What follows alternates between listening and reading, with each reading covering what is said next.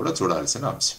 Right sir. ఇక ఫైనల్గా ఇది స్పాంటేనియస్గా అడుగుతున్న ప్రశ్న సార్, నాట్ ప్రీప్లాన్డ్ క్వశ్చన్, అన్యథా భావించకండి. అంటే ఈ షో చూస్తున్న ఒక పర్సన్ చాలాసార్లు ఒక కామెంట్ పెట్టారు. ఆయన జగదీష్ రెడ్డి గారు, జేడి లక్ష్మీనారాయణ గారు జనసేన పార్టీలో చేరాలి, ప్రజలకు సేవ చేయాలి, పొరపాట్లు చేయడం సహజం, ఎవరికైనా ఎంత తెలివైన వారు అయినా సర్దుకోవాలి అని చెప్పి.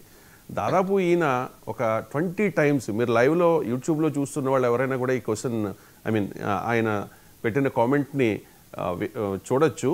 అండ్ సార్, అంటే మీరు విఆర్ఎస్ తీసుకున్న తర్వాత చాలా సామాజిక సేవా కార్యక్రమాల్లో పాల్గొన్నారు, సామాజిక అవగాహన కార్యక్రమాల్లో పాల్గొన్నారు, రైతుల కోసం మీరు వాళ్ళను అవేర్నెస్ చేసే ప్రయత్నం చేశారు. అంటే రీసెంట్గా చూశాను సార్, ఒక ఇంటర్వ్యూలో, మీరు ఒక యూట్యూబ్ ఛానల్కి ఇచ్చిన ఇంటర్వ్యూలో పవన్ కళ్యాణ్ గారిని నేను తక్కువ అంచనా వేశాను అనేసి మీరు మాట్లాడినట్టుగా ఉంది సార్. అంటే ఆయన సినిమాల్లోకి వెళ్ళడానికి మీరు అబ్జెక్ట్ చేశారు.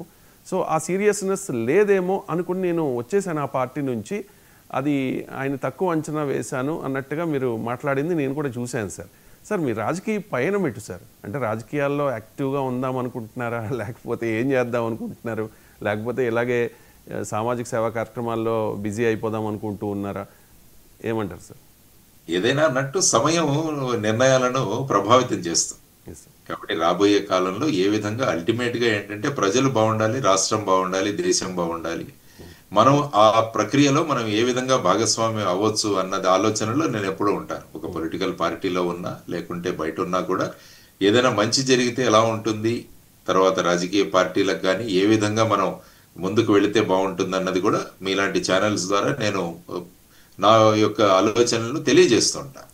సో అల్టిమేట్గా ఏంటంటే ఇదేదో పర్సనల్ పొలిటికల్ గెయిన్ కాకుండా స్టేట్ షుడ్ గెయిన్, రాష్ట్రం బాగుండాలన్న కాన్సెప్ట్లో చూసుకున్నాం. మొన్న కూడా ఒక ఐ థింక్ సోషల్ మీడియాలో ఈ పోస్టింగ్ వచ్చింది, ఇప్పుడు మీరు స్క్రీన్ మీద చూపిస్తున్న నేను పవన్ కళ్యాణ్ గారు 2019లో దిగిన ఫోటోను చూపించి దాన్ని, అది చాలా వైడ్ గా సర్క్యులేట్ అయింది. మీరు ఐ థింక్ జగదీష్ రెడ్డి గారా మీతో కామెంట్ చేస్తున్న వ్యక్తి లైవ్ చాట్ లో కామెంట్ చేస్తున్నారు సార్ జగదీష్ రెడ్డి. ఆయన కాకుండా నాకు కూడా అనేకమైన ఫోన్ కాల్స్ వచ్చాయి. సో ఆ విధంగా నేను ముందే చెప్పాను, ఎప్పుడు కూడా అన్ని రాజకీయ పక్షాల్లో కూడా వారు మాట్లాడుతుంటారు నాతో, వారి పార్టీ నేతలు కావచ్చు, ముఖ్యంగా జనసేన నుంచి ఎప్పుడు కూడా రెగ్యులర్ గా కాంటాక్ట్ ఉంటుంది. ముఖ్యంగా జన సైనికులు చాలా మంది నేను వెళ్ళినప్పుడు కూడా వారు చాలా ఆదరంగా, చాలా గౌరవపూర్వకంగా నన్ను రిసీవ్ చేసుకుంటున్నారు, చాలా ఆప్యాయంగా కూడా మాట్లాడుతుంటారు. ఎందుకంటే 2019లో నేను విశాఖపట్నంలో పార్లమెంట్ కు పోటీ చేసినప్పుడు వారు చేసిన కృషి నేను ఎప్పుడు కూడా మరవలేను. అక్కడ ఉన్న జన సైనికులు గాని, వీర మహిళలు గాని, అక్కడ ఉన్న నాయకులు గాని, వీరందరూ కూడా చాలా మనసు పెట్టి ఆ విధంగా క్యాంపెయిన్ చేశారు. కాబట్టి వాళ్ళని ఎప్పుడు కూడా నేను మరిచిపోను. కాబట్టి వాళ్లతో ఆ సత్సంబంధాలు నావి కొనసాగుతూనే ఉన్నాయి. కాబట్టి పవన్ కళ్యాణ్ గారు కూడా అప్పుడు నేను తీసుకున్న నిర్ణయాన్ని గురించి నేను మాట్లాడాను. ఆ తర్వాత వారు కూటమిలో భాగస్వాములై కూటమి ప్రభుత్వం రాయడంలో ఆయన ప్రధానమైన పాత్ర పోషించారు ఈ 2024 ఎలక్షన్లో. అందులో బహుశా మీరు కూడా ఎక్స్పెక్ట్ చేసి ఉండకపోవచ్చు కదా సార్, అంచనా వేసి ఉండకపోవచ్చు 100% స్ట్రైక్ రేట్ అనేది. అంటే రాజకీయాల్లో ఎటువంటి స్ట్రాటజిక్ డెసిషన్స్ అంటాము, ఇవి చాలా ముఖ్యమైన విషయాలు.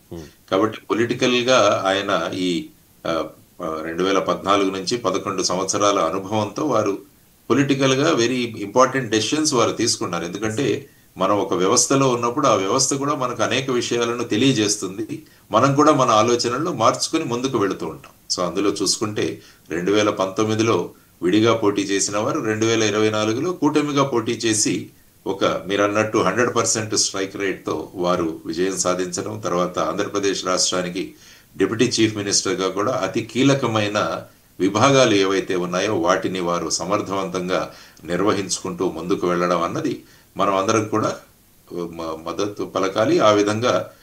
ఈ విధంగా ఒక నాయకుడు, ప్రజల యొక్క నాడిని తెలిసిన నాయకుడు అక్కడ ఉండడం అన్నది కూడా చాలా ఇంపార్టెంట్. ఎందుకంటే ఎప్పుడైతే ప్రతిపక్షం లేదో ఎవరో ఒకరు ఆ భూమికను పోషించాలి అని నేను అనుకుంటా.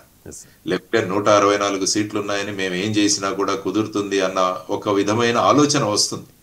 దానికి ఎవరో ఒకరు ప్రజల పక్షాన మాట్లాడాలి. ఎందుకంటే జగన్మోహన్ రెడ్డి గారు అసెంబ్లీకి వెళ్లకుండా ఆయన బయట నుంచి మాట్లాడుతున్నారు. కాబట్టి అసెంబ్లీలో మరి ప్రజల పక్షం మీద ఎవరు మాట్లాడాలి అంటే ప్రజలందరూ కూడా పవన్ కళ్యాణ్ గారి వైపు చూస్తున్నారు. మీరు కూటమిలో ఉన్నా కూడా మా యొక్క వాయిస్ ని మీరు వినిపించాలని ప్రజలు అవును కోరుకుంటున్నారు. సార్, గతంలోనే పవన్ కళ్యాణ్ గారు చెప్పారు స్వపక్షంలో విపక్షంగా ఉంటాము అని చెప్పి. టెక్నికల్గా అది సాధ్యం కాదు, కానీ చాలా అంశాలను ఆయన రేస్ చేశారు కదా సార్. హోమ్ మినిస్ట్రీ తీరును, తర్వాత తిరుమలలో తిరుపతిలో తొక్కిసలాట జరిగితే ఆ బాధ్యత తీసుకుని క్షమాపణలు అడిగింది కూడా పవన్ కళ్యాణ్ గారే సార్. తెలుగుదేశం పార్టీ నాయకులు పెద్దగా స్పందించలేదు కూడా అప్పట్లో. అంటే మేము మా వల్ల ఏదైనా ఇబ్బంది జరిగితే మేము క్షమాపణ చెప్పడానికి సిద్ధము, మేము ప్రజల తరపున మాట్లాడతాం, ప్రజల కోసం అవసరమైతే మేము క్వశ్చన్ చేస్తాము అన్నట్టుగానే ఆయన తీరు ఉంది సార్. రైట్.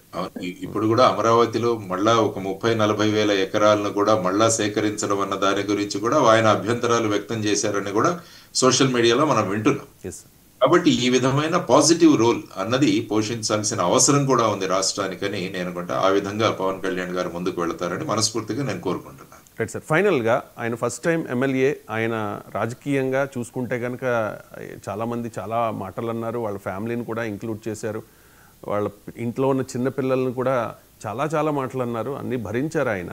ఆయన ఫస్ట్ టైం ఎమ్మెల్యే, ఇప్పుడు ఫస్ట్ టైం మినిస్టర్, అందులోనూ డిప్యూటీ సీఎం, 5 కీలకమైన శాఖలకు మినిస్టర్ ఆయన. ఈ ఏడాది కాలంగా ఆయన పనితీరు మీద మీ కామెంట్ సార్.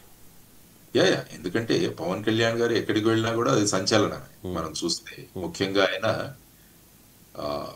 ట్రైబల్ ప్రాంతాల్లో సందర్శించారు, ఆదివాసీ ప్రాంతాల్లో సందర్శించారు. అక్కడ రోడ్లు వేయాలని, డోలీ లేని ఆ వ్యవస్థ చేయాలని, ఆ తర్వాత ముఖ్యంగా ఎన్వైరాన్మెంటల్ పొల్యూషన్ తగ్గాలని చెప్పి వారు ఎప్పుడు కూడా చేస్తుంటారు. ముఖ్యంగా ఫారెస్ట్ డిపార్ట్మెంట్ అన్నది కూడా వారి దగ్గర ఉంది. ఆ తర్వాత ఈ కర్ణాటక నుంచి కున్కి ఈ ఏనుగులు తీసుకురావడం, ఆ తర్వాత అంటే ప్రజలలో మమేకమవుతూ వారి యొక్క సమస్యలను తెలుసుకుని వెంటనే దానికి పరిష్కారాలు ఇవ్వడం అన్నది జనరల్ గా ప్రజలు పవన్ కళ్యాణ్ గారి గురించి ఎక్స్పెక్ట్ చేస్తున్నారు. సో ఆ విధంగా ఇంకా ప్రజలతో ఎక్కువ మమేకమవుతూ, ఎందుకంటే వాళ్ళు ఐ థింక్ పార్టీ ఆఫీస్లో కూడా ప్రజల నుంచి డైరెక్ట్ గా అప్లికేషన్లు తీసుకోవడం, వాళ్ళ ఎమ్మెల్యేలు కూడా వెళ్ళి ఈ విధంగా ప్రజలతో కాంటాక్ట్ అయ్యి వాళ్ళ సమస్యలను కూడా ముందుకు తీసుకురావడం, ఇవన్నీ కూడా జరుగుతున్నాయి. కాబట్టి ఇంకా పెద్ద పెట్టున ప్రజలలోకి మమేకమవుతూ, ఎందుకంటే ఆయన ముఖ్యంగా ఆయన ప్రయాణానికి వెళితే అక్కడ ఆయన విజిట్కి వస్తే వచ్చే వాళ్ళు చాలా మంది, ఎక్కువ మంది ఉంటారు. కాబట్టి అక్కడ ఆయన 1-to-1 ప్రతి ఒక్కరితో మాట్లాడడం కూడా చాలా కష్టం అవుతుంది. అందుకనే ఒక ఆన్లైన్ కానీ, ఒక పోర్టల్ కానీ ఒకటి తయారు చేసుకుని దాని నుంచి వచ్చే సమస్యలను కూడా వారు తీసుకుంటున్నారని నేను విన్నాను. సో వాటి పరిష్కారాలు కూడా జరిగితే ఇంకా ఖచ్చితంగా ప్రజలలో ఏవైతే ఎక్స్పెక్టేషన్స్ ఆయన గురించి ఉన్నాయో వాటిని ఖచ్చితంగా ఆయన నెరవేరుస్తారని నేను అనుకుంటాను. Right sir, thank you so much sir. చాలా వాల్యుబుల్ టైంని మా కోసం, మా ప్రేక్షకుల కోసం కేటాయించినందుకు థ్యాంక్ యూ.